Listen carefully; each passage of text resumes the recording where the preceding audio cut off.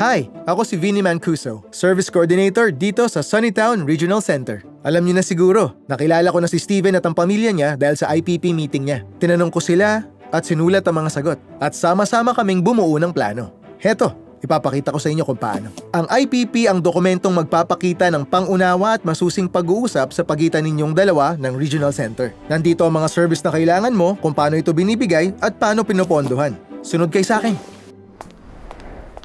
Dinisenyo ang IPP Guide sa paraang makakatulong ito sa libo-libong mga taong may IDD at sa kanilang circle of support na siyasatin at alamin kung aling serbisyo ang meron na makakapagbigay ng buhay na gusto nila. Pwedeng alam mo na kung anong gusto mo sa buhay o baka kailangan mo pang mag-explore para malaman ito. Basta kahit anong mangyari, kaming service coordinators ang makikinig sa goals nyo. Isisulat namin ito at hahanapan ng paraan para suportahan kayo. At dahil napakaraming uri ng goals, inorganize namin ito sa 12 mahalagang life areas. Tingnan natin ngayon ang ilan sa pinakamahalaga para kay Steven. Ang una, housing. Gusto ni Steven na tumira sa ibang lugar at lumipat sa isang licensed residential home na tinatawag na Sunny Oaks. Mabuti na lang din at may bakante sa Sunny Oaks, kaya nag-set up ako ng tour. Mahalaga na makita mo muna mismo ang lugar bago ka tuluyang lumipat dito. Ang masasabi ko lang, tagumpay ang tour. Nagdesisyon si Steven na dito na siya titira. Gusto ko dito! Paano ang naging proseso nito? Sisimulan natin sa gusto niyong resulta. Gusto ni Steven masulat ang plano niya sa perspective niya. Kaya ganito ang ginawa ko. Gusto kong magkaroon ng sariling lugar. Yung iba isusulat yun ng ganito. Gusto ni Steven na ganito at pwede rin naman yun. Ituloy natin yung iba pa. Ang service at support, housing. Suportado ito ng Sunny Oaks. Magsisimula ito kapag lumipat na siya at matatapos ito sa petsang napagkasunduan ng planning team. Magkano? 1 unit. Parang hindi na personal. Pero sa housing, ang 1 unit, 1 buwan ang paninirahan doon. At gaano kadalas, pinopondohan ng Sunny Oaks buwan-buwan. Pinopondohan ito ng kung sinong nagbabayad. Minsan, buo na tong binabayaran ng isang source. May iba namang umaasa sa multiple sources. Sa ngayon, ang SSI ni Steven at ang Regional Center ang magpopondo sa Sunny Oaks. Madali lang maintindihan, di ba? Kung hindi, pwede itong ipaliwanag pa ng service coordinator mo. Susunod, employment. Ang gustong resulta ni Steven ay yung makakabili siya ng baseball tickets, makakapagpasaya ng iba, at siguradong ayaw niya ng landscaping. Kaya naisip ko na pwede siyang magtrabaho sa baseball stadium. Home run na yun!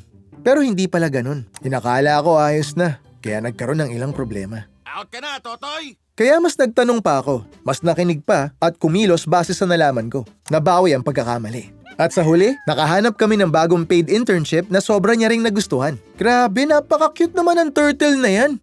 Okay, balik tayo sa pag-fill out ng agreement. Ang service at support, bayad na internship program. Suportado ito ng Sunnytown Employment Services. Magsisimula ito sa first day ng training. Matatapos ito 1 taon matapos itong simulan. Magkano? Bawat oras ang pondo para sa internships. Gusto ni Steven na mag-part-time sa pet store, kaya binigyan namin siya ng 30 hours bawat linggo. At ang internship ay pinopondohan ng Regional Center. Ganito ang proseso hanggang makumpleto na ang lahat ng life areas mo. At pag natapos na to, pupunta naman tayo sa agreement section. Pwede kayong pumayag sa lahat ng service, sa ilang service, o walang service. Bukod dun, pwede kayong mag-request ng notice of action kung gusto nyong palitan ang desisyong ginawa ng Regional Center sa inyong services. Sunod, i-check natin ang 3 importanteng bagay. Una, kukumpirmahin namin kung natanggap mo ang Statement of Services and Supports na binigay sa'yo ng Regional Center nung nagdaang taon. Pangalawa, tatalakayin natin ang napag-usapan nyo ng Circle of Support mo tungkol sa mga nagbago at magbabago sa IPP mo. Pangatlo, magsiset tayo ng date para sa sunod na IPP meeting. 3 taon ng visa ng IPP mo at sa panahon na ito, i-update namin ito kapag kailangan, kahit 1 beses kada taon. Depende sa sitwasyon mo. Finito. Kapag check na ang mga to, pupunta naman tayo sa ilang special programs at impormasyon tungkol sa rights mo. Ang una, self-direction.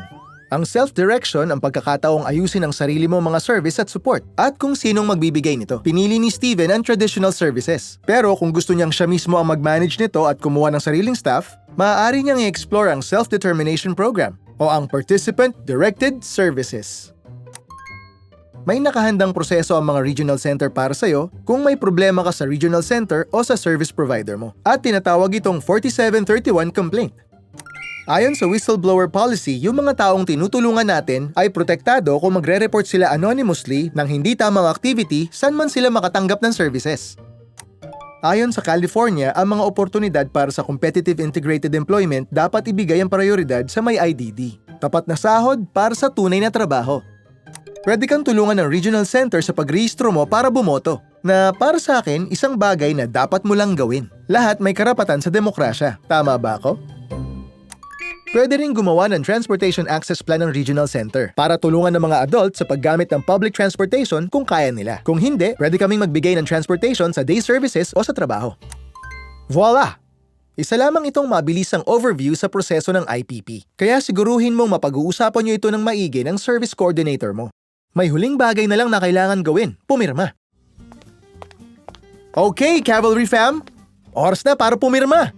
Nabasa nyo na ba lahat? Nabasa na naming lahat, kaibigan. Ayos! Pumirma sa dotted line, kaibigan. At tandaan, tuwing may babaguhin sa iyong IPP, kailangan niyong pumirma.